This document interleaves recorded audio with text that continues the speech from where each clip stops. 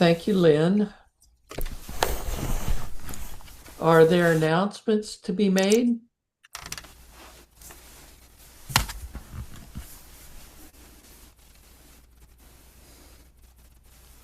Hearing none, what about joys and concerns to share this morning?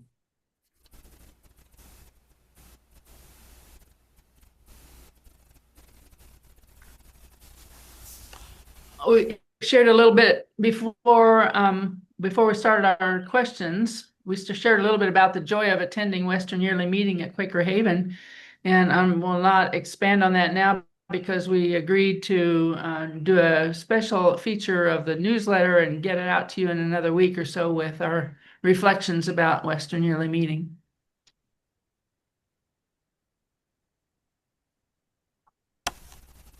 I would share the joy of meeting people face to face well, in the case of Lynn, it was the first time, but Dan and Sylvia met face to face before, but it was nice to meet Betty and John Heschelman and other folks, some of whom I had only seen on YouTube. And I felt like I knew them, but didn't. So I got to introduce myself and interact with them. So that was a joy about attending the sessions.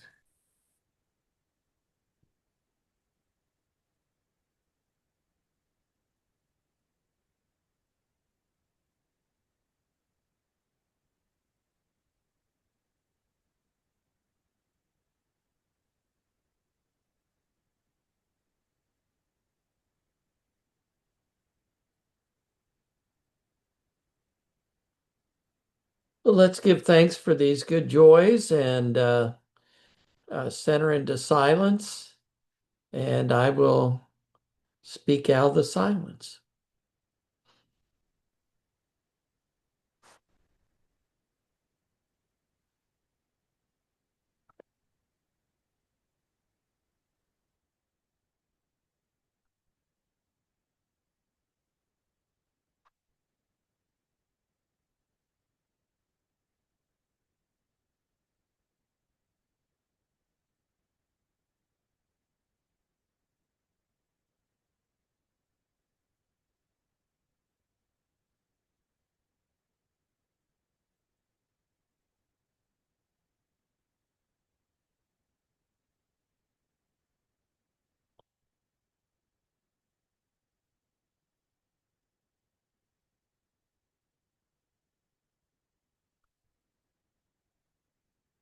Well, what I'm going to share first started taking shape about a week ago when I was driving down to uh, Wilmington, Ohio, for a memorial service. And I'll say more about that in a little while. But as you all know, since I grew up evangelical Quaker, I still tend to start with a Bible verse or two. So I was starting to begin with Psalm 139, 7 and 10, because that came out of my trip when I was driving down and thoughts I had. Where can I go from your spirit? Where can I flee from your presence? If I go up to heavens, you're there. If I make my bed in the depths, you are there. If I rise on the wings of the dawn, if I settle on the far side of the sea, even there, your hand will guide me and your right hand will hold me fast. Of course, growing up in a church, we often heard that in the King James Version, and it didn't. Uh, I often got stuck on those first few verses, especially number one, where can I go from your spirit?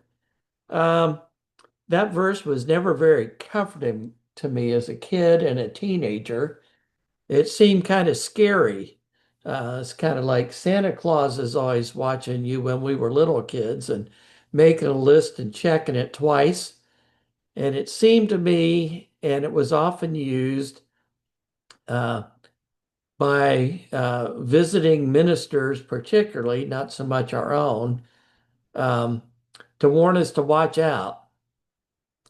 God's got his eye on you and is making notes on everything that you've done or thought. Well, oh, it didn't sound very comforting or close and warm. I wasn't too worried about the times I harassed my sisters or had murderous thoughts about them. I had three younger sisters, and um, they were allowed to torment me without retribution, basically. I thought maybe even God would understand that since he was watching what they did too, and they get to be judged. But other things, well, there were other things I didn't want God watching me on. And if he was, then there was the eternal wrath of the Almighty waiting for me. Yikes. I didn't need that. We heard a lot about hell back in those days. In fact, when we used to sing an old hymn that had the lines, God will take care of you, I often heard that in the sense the old black and white gangster movies we used to watch, my friends and I, on the old black and white TV perched in the corner of our dining room because mother would not have a television in the living room, and laying on the floor under the dining room table watching this and all these gangster movies. And one mobster would tell another, take care of that guy. That's what it sounded like. All that and verses such as we had preached at us as, I will teach you the fear of the Lord, and our God is a consuming fire, did help me feel very close to a scary and vengeful God, this image I had in my head. King James translation has a lot of fear in it, where if you read the more modern translations that I began to read in my young adult years, fear was usually translated as awe or wonder. And I wish I'd had or had read or heard those earlier than I did. My first one was the New English Bible, which I really enjoyed, and then the New Jerusalem Bible, which was the Catholic version, which I still have this beat up old taped together edition of it. But all that did make me feel very warm and fuzzy about God. I was grateful for Jesus, um, who we were told died on the cross so that God would love us sinners again, since he didn't seem to like us very much. And it was sort of like when I was picked on by the neighborhood bully, but the bully's little brother was my friend. And so he came between us and I wasn't bullied anymore. So Jesus was kind of the guy uh, going up for me. Now, as I've grown, though not necessarily in both wisdom and stature like the Bible says Jesus did, the stature part never came, as you all who know me in person can witness. Um, I think I've got a little wiser and I've come to grasp the great love that God has for us and put away these fears of divine retribution. Although, since I talked about my sisters, the other day I was talking about Quakers to somebody who didn't know anything about us, and one of my sisters was sitting there and he was very attracted to us and he goes, well, what about hell? And I said, well, a lot of Quakers really don't believe in that. And she was going, well, I do. So I thought, okay, you can. But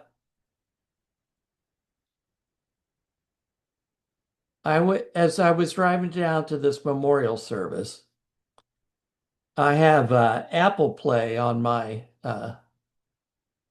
iPhone, and um, it's kind of wacky. It does it's come up with a Brent Bill mix, and it takes songs that I've liked and then plays them, but it also mixes in new ones that I might like.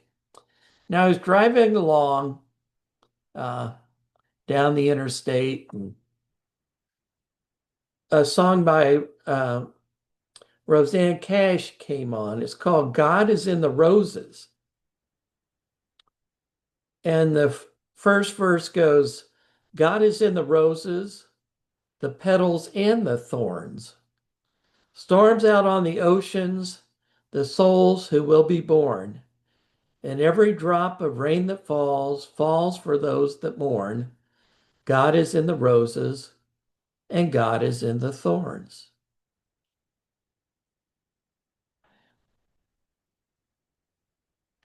And I thought, I believe that. I believe that. And the second verse is a little more somber. The sun is on the cemetery. Leaves are on the stones. There never was a place on earth that ever felt so much like home. And I thought, the first anniversary of Nancy's death's coming up. And when I lived at the farm, almost every day I'd take Cemetery Road to go to town. And I'd say hi to her. And Rosanne goes on to sing, we're falling like the velvet petals, we're bleeding and we're torn, but God is in the roses and the thorns. And I began to reflect on those verses of Psalm 139 more that tell me that God is always with me. And not just with me, but all around me and all around everything. The roses and the thorns, the raindrops, the oceans. As Colossians 1:17 says, he is before all things, and in him all things hold together. Everything that enters my life is there, but so is God. This week has been kind of difficult for some reason. Been, I think it's because I'm getting near the anniversary of Nancy's death. The 4th of July was just the other day, and that was the last trip Nancy took out when we went to our daughter's house. And they all gathered this year. You know, I saw the pictures and everything, and I've kept remembering that. So in the grief, in illness, in the roses, the petals and the thorns, God is with us. That's something I need to remember, the everlasting and ever-lovingness of God, not the fearfulness, but to have awe and wonder that the creator of the universe loves even me and loves even me by name. Now, the Bible tells us he knows the very hairs of our head. Well, that's easy in my case.